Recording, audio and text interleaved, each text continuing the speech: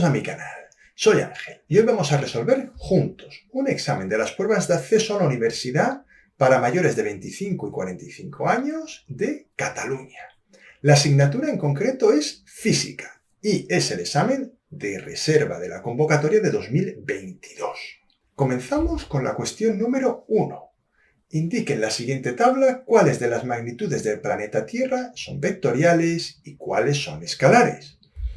Nos ponen aquí una tablita, como podéis ver, y vamos a ir contestando rápidamente. Pero primero voy a definir lo que es una magnitud escalar y una magnitud vectorial. Una magnitud escalar se define a partir de un número, mientras que una magnitud vectorial requiere módulo, dirección y sentido. Por lo tanto, la masa podemos decir que es una magnitud escalar. La gravedad es una magnitud vectorial. El período orbital es un escalar porque el período orbital se define con un número. El campo magnético terrestre es una magnitud vectorial porque tiene módulo, dirección y sentido. El período de rotación, de nuevo, es un tiempo, igual que el período orbital, y es un escalar. Y la presión atmosférica es una magnitud que también es escalar. Continuamos con la siguiente cuestión. El virus SARS-CoV-2, responsable de la enfermedad COVID-19, mide aproximadamente 90 nanómetros de diámetro. Parece que una de las vías de transmisión más frecuentes es a través de microgotas. Calcule la fracción de volumen que ocupa el virus en una gota de 1,5 micrómetros de diámetro. Suponiendo que la gota y el virus son esféricos, podemos calcular de forma aproximada su volumen. El volumen de una esfera es 4/3 por pi por el radio al cubo. En el caso del virus, debemos tener en cuenta, importante, que el radio es la mitad del diámetro, 45 nanómetros. Lo expreso en notación científica y es 4,5 por 10 a la menos 8 metros. Por otro lado, vamos a calcular el volumen. El volumen es 4/3 por pi por 4,5 por 10 elevado a menos 8 al cubo. Operamos y ahí tenéis el volumen del virus supuesto esférico. 3,8151 por 10 a la menos 22 metros cúbicos. Lo hemos expresado en unidades del sistema internacional. Lo importante aquí no es expresarlo en unidades del sistema internacional realmente, sino que lo expreséis tanto el volumen del virus como el volumen de la gota, ambos en las mismas unidades, porque luego calcularemos la fracción. En cuanto a la gota, puesto que tiene un radio de 0,75 micrómetros, de nuevo recordamos que el radio es la mitad del diámetro, el radio será expresado en metros 7,5 por 10 a la menos 7 metros. Os recuerdo que un micrómetro son 10 a la menos 6 metros y un nanómetro 10 a la menos 9. Utilizamos la misma fórmula de antes, solo que ahora ponemos en ella el radio de la gota. El volumen de la gota, lógicamente, es mayor, 1,76625 por 10 a la menos 18 metros cúbicos, si no me he equivocado. Calculo ahora la fracción del volumen que ocupa el virus, dividiendo ambos volúmenes, volumen de virus dividido volumen de la gota. Al hacer la operación, lógicamente en la calculadora, os animo a que lo hagáis en la calculadora además y os aseguréis de que sabéis operar bien en notación científica con vuestra calculadora, deberíais llegar a este resultado. 2,16 por 10 a la menos 4. Recuadramos la solución y la escribimos. La fracción de la gota que ocupa el virus es de 2,16 por 10 a la menos 4. Y lo he dicho al revés, claro. Primero se escribe la solución y luego se recuadra, porque no voy a recuadrar primero, obviamente. ¿Os está gustando el vídeo? Espero que sí. Recordad que podéis suscribiros al canal y activar la campanita para estar al día de los vídeos que voy publicando. Y dadle ya like al vídeo, eso me animará a hacer más exámenes y más ejercicios de este tipo. Continuamos. La cuestión 3 es bastante larga, la verdad. Voy a leerla, aunque me da un poquito de pereza, pero ya sabéis que los ejercicios es importante leerlos por completo, para poder resolverlos luego bien. Para Aristóteles, la velocidad de caída de un cuerpo era aproximadamente constante y proporcional a su masa a partir de cierto punto. Pasado este instante, los cuerpos más pesados caerían más rápido. En cambio, Galileo postuló que dos cuerpos caerían igual de rápido independientemente de su masa si se dejaran caer desde una misma altura en ausencia de aire. En la misión Apolo 15, el comandante David Scott dejó caer sobre la superficie de la Luna una pluma y un martillo, que llegaron al suelo a la vez, porque en la Luna no hay aire. Está claro. ¿A quién da la razón este experimento? ¿A Aristóteles o a Galileo? ¿Y por qué? Claramente le da la razón a Galileo. En la Luna casi no hay atmósfera, por ello estamos en una situación similar a la que propone Galileo. Se descarta la explicación de Aristóteles, ya que pese a la gran diferencia de masa, caen simultáneamente pluma y martillo. Apartado B. Si se repitiera el experimento en la Tierra, ¿a quién daría la razón y por qué? ¿Sería preciso introducir algún aspecto nuevo en la teoría de Galileo? En este caso diremos lo siguiente. En la Tierra también tendría razón Galileo. La velocidad en ningún caso es constante y la diferencia de caída entre la pluma y un martillo se debe a la fricción del aire.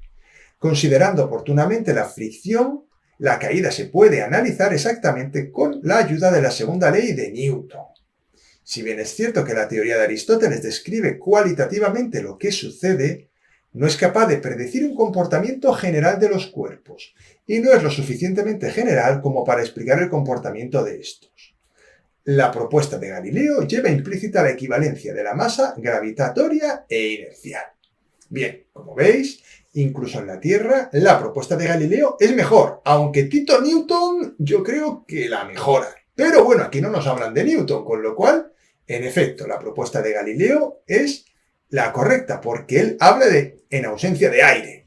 Con aire, lógicamente, hay que completar, como pone ahí con la fuerza de rozamiento.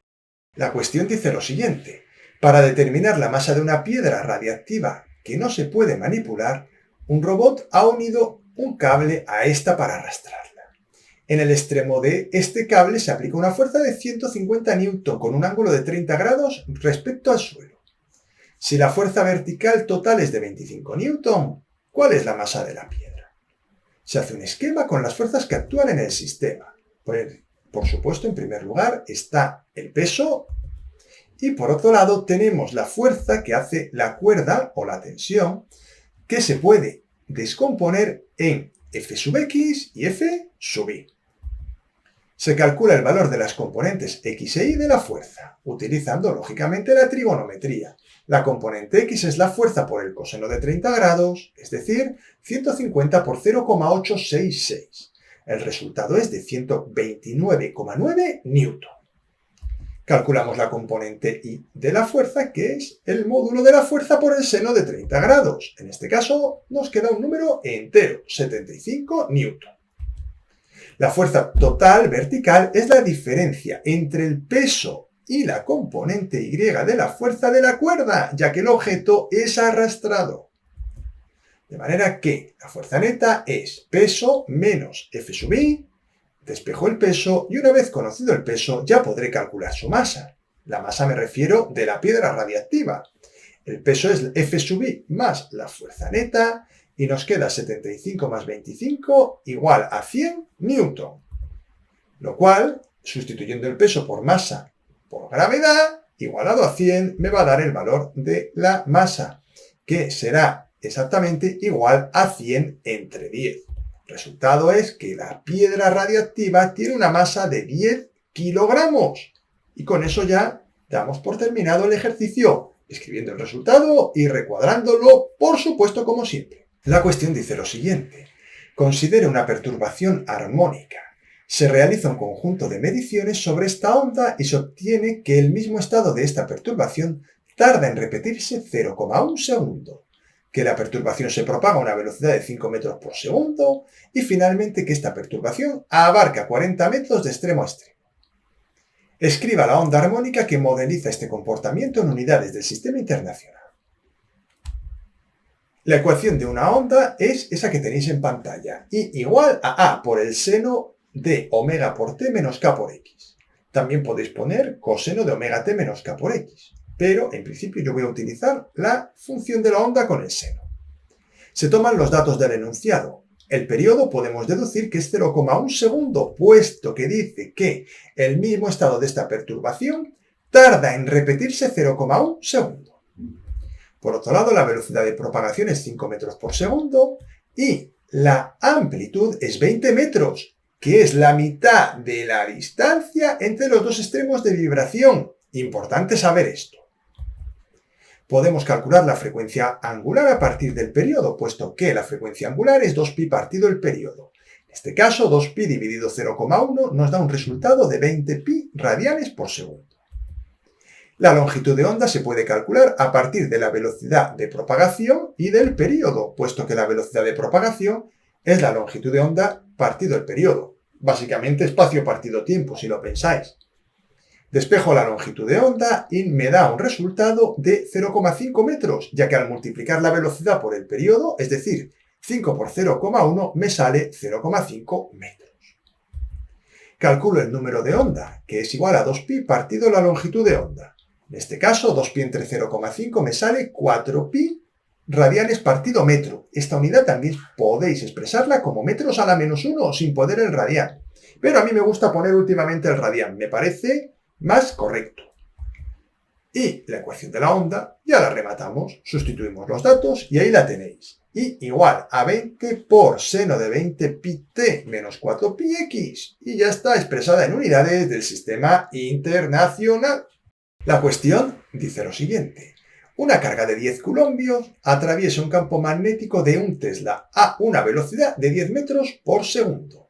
Indique en qué condiciones la aceleración que experimentará la carga como consecuencia de este campo magnético será mínima y en qué condiciones será máxima, y encuentre el módulo de la aceleración si la carga pesa 1 kilogramo.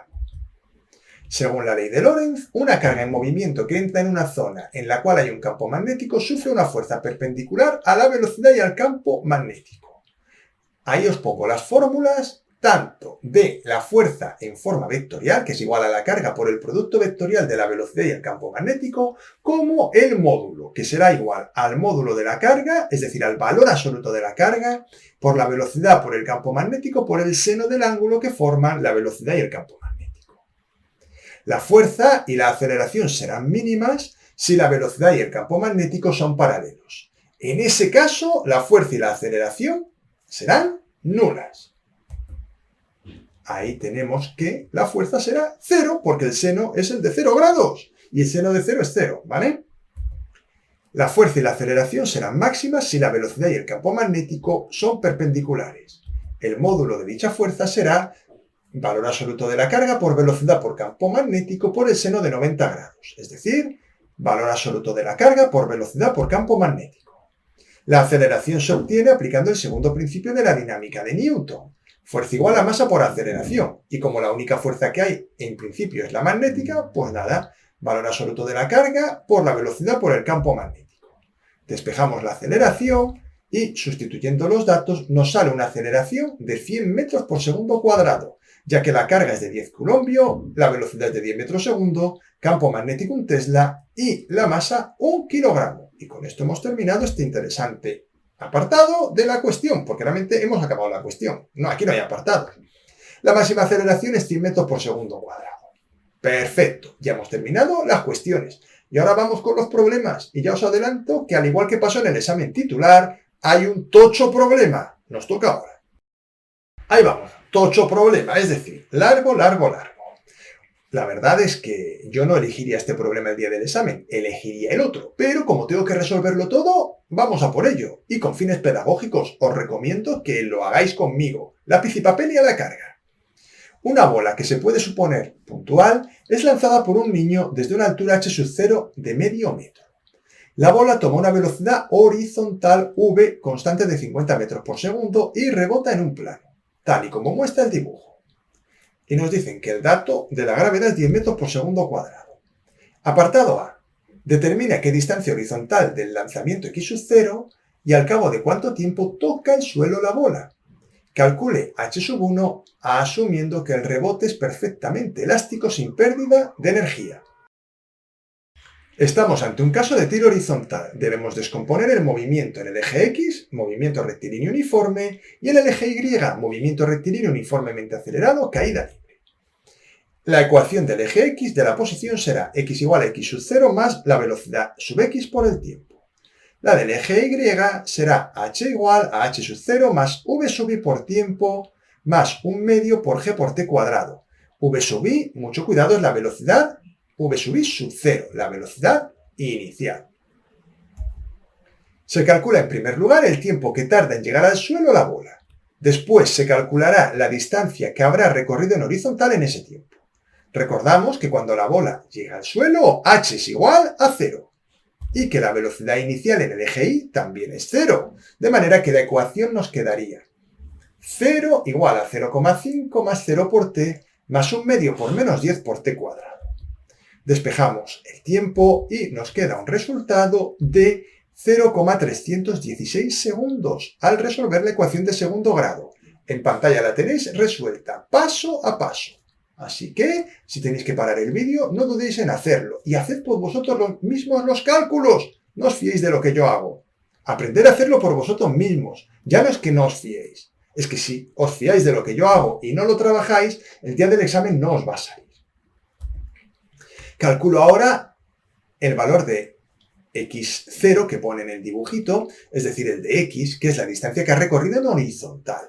Podéis ver que es 50 por 0,316, porque la velocidad inicial en el eje x es 50 metros segundo y el resultado es 15,81 metros. La altura que alcanzará después del primer rebote será igual a la altura inicial, ya que la energía se conserva. De manera que vamos a contestar lo siguiente. La distancia a la que la bola rebota por primera vez es 15,81 metros. Y el tiempo que tarda en tocar el suelo por primera vez es 0,316 segundos. La altura tras el primer rebote, tal como hemos dicho, es 0,5 metros. Continuamos con el apartado B.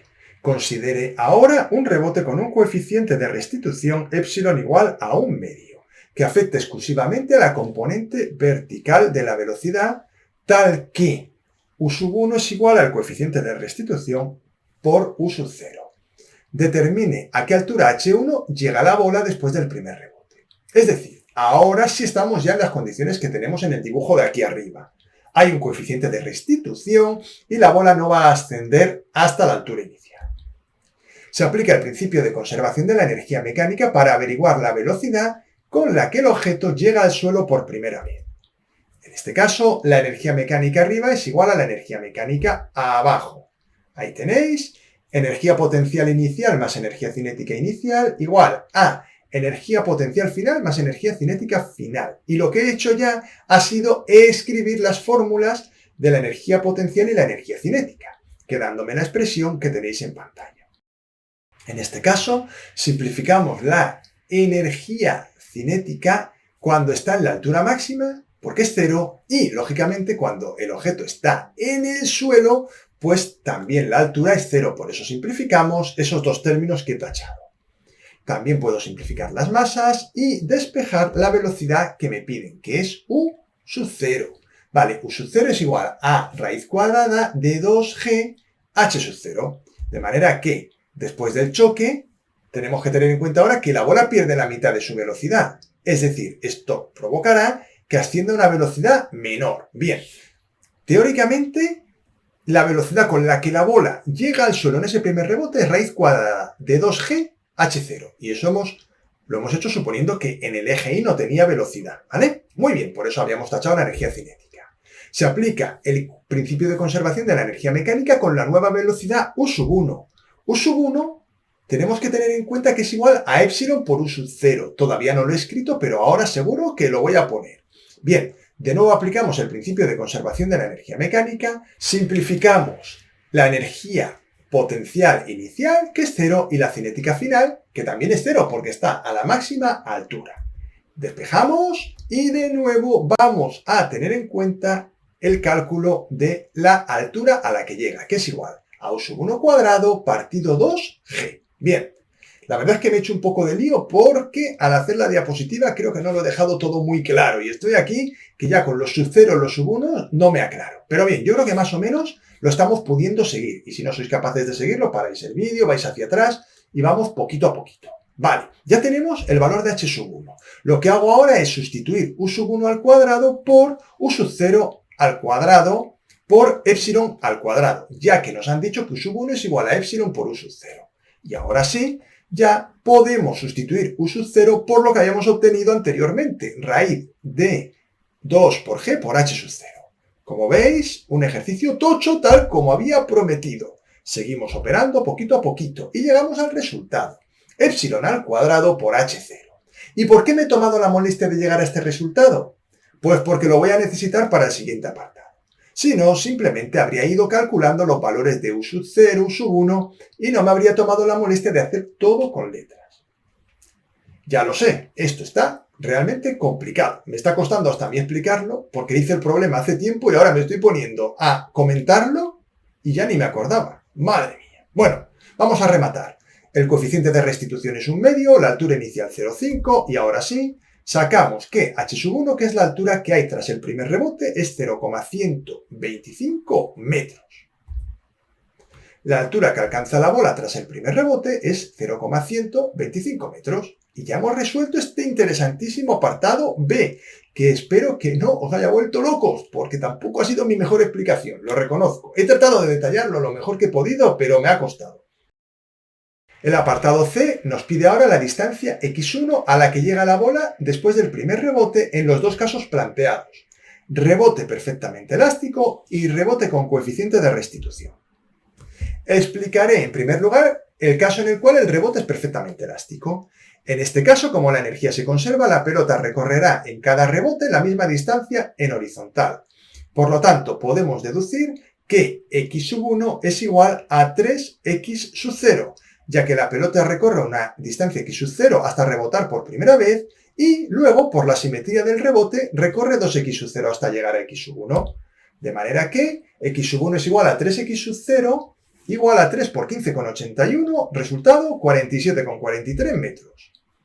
Ese es el caso fácil. Vamos ahora con el caso en el cual hay un rebote con coeficiente de restitución. Y aquí la clave vais a ver que es la fórmula que he sacado anteriormente. Vamos a ello. Puesto que conocemos x sub 0, se calcula la distancia en horizontal recorrida en el segundo rebote. También conocemos su velocidad inicial, que es u sub 1 igual a epsilon por u sub 0, y si seguís las operaciones que hay en pantalla, es 1,58 metros por segundo. Se calcula el tiempo que tardará en volver a llegar al suelo. Utilizamos la fórmula de la caída libre que tenéis en pantalla y, despejando el tiempo, podéis llegar a esta ecuación de segundo grado, menos 5t cuadrado más 1,58t igual a 0. Bien, resolvemos la ecuación de segundo grado y nos da que tarda en volver al suelo, sí, 0,316 segundos. A partir de ese tiempo, sabiendo el tiempo que permanece en el aire, ya puedo calcular la distancia que recorre en horizontal, puesto que su velocidad es de 50 metros por segundo. Recordamos que x sub 0 es 15,81 metros. En el eje x, sustituimos en la fórmula. X igual a 15,81 más 50 por 0,316. Resultado, 31,62 metros. Y ese es el resultado buscado. La posición de la bola al rebotar por segunda vez será de 47,43 metros si en el rebote no se pierde energía. Y será de 31,62 metros cuando el coeficiente de restitución es 0,5. Continuamos ahora con el apartado D. Suponga ahora que la bola no es puntual y que tiene un radio de 2 milímetros. ¿A partir de qué rebote dejará de botar? Aquí es donde nos va a venir bien la fórmula. Aquí. Me he confundido yo antes. No era en el apartado C, es en el D. Ya veréis. Solo dejará de botar en caso de tener coeficiente de restitución, porque si no tiene coeficiente de restitución, botará infinitamente. Por otro lado, la condición para que deje de botar es que la altura alcanzada en el rebote sea inferior al radio de la bola, es decir, la altura debe ser menor que 0,002 metros. Sabemos que al rebotar por primera vez alcanza una altura de 0,125 metros. Recordamos el apartado B, ya que h1 es epsilon cuadrado por h0. En el segundo rebote se puede comprobar que h sub 2 será epsilon cuadrado por h1 porque la deducción es similar. Sustituimos y nos queda que esa altura sub 2 es 0,031 metros.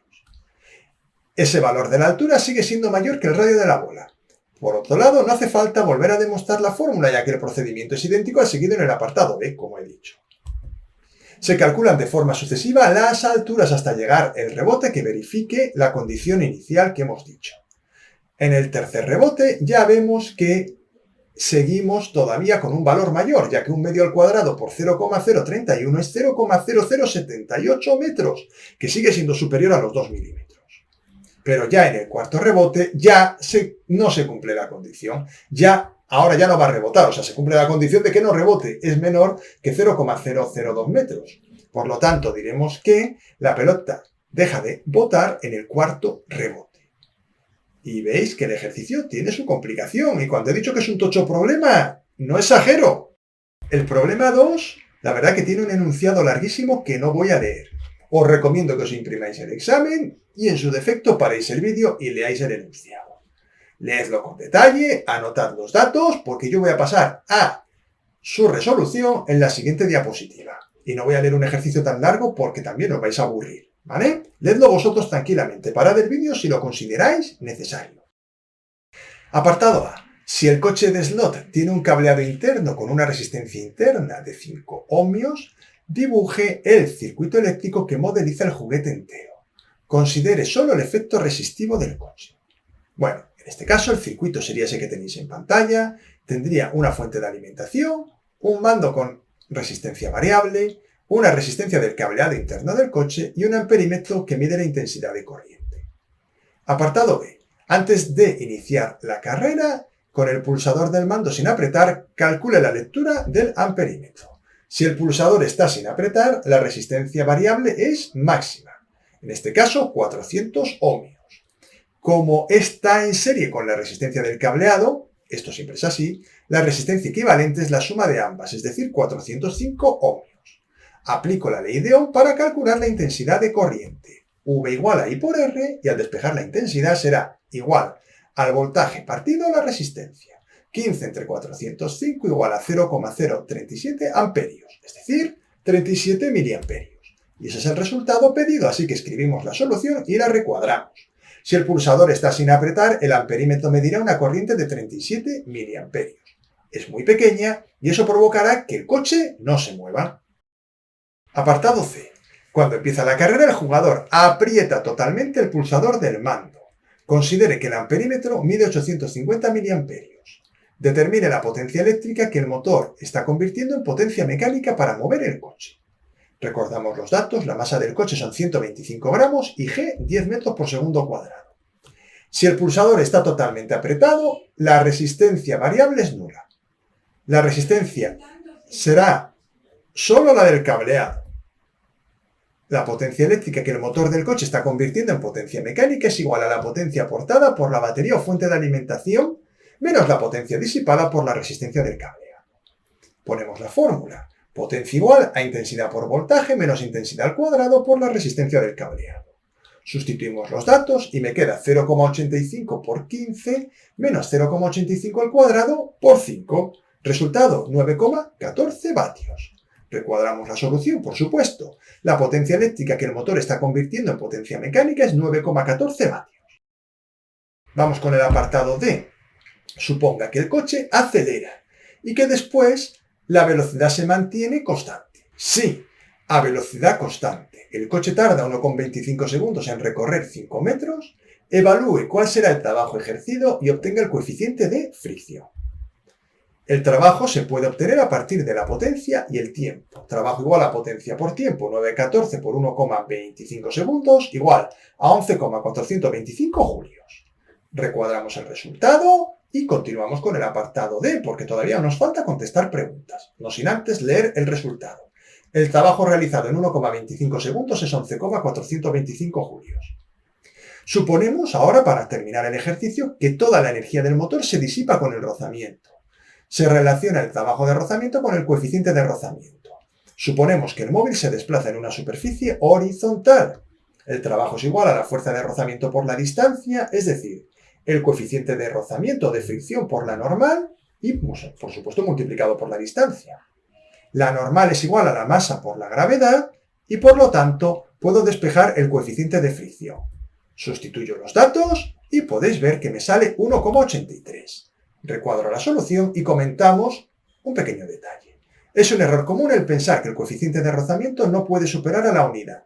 Si puedo hacerlo, por ejemplo la goma con materiales muy abrasivos puede llegar a 4. No hay ningún impedimento físico para que la fuerza de rozamiento supere en módulo la fuerza normal. Y hasta aquí ha llegado el vídeo del día de hoy. Espero que os haya ayudado a resolver las dudas que pudierais tener. Ya sabéis que si queréis estar al día de los vídeos que voy subiendo, tenéis que suscribiros a mi canal y activar la campanita. Por otro lado, os agradecería que le dejarais un like al vídeo. Como he dicho antes, me anima a seguir creando contenido de este tipo en concreto. Cuanto mayor es el número de likes, de visualizaciones, comentarios y donaciones, mayor es la probabilidad de que yo me decante a la hora de seguir una serie de vídeos u otra.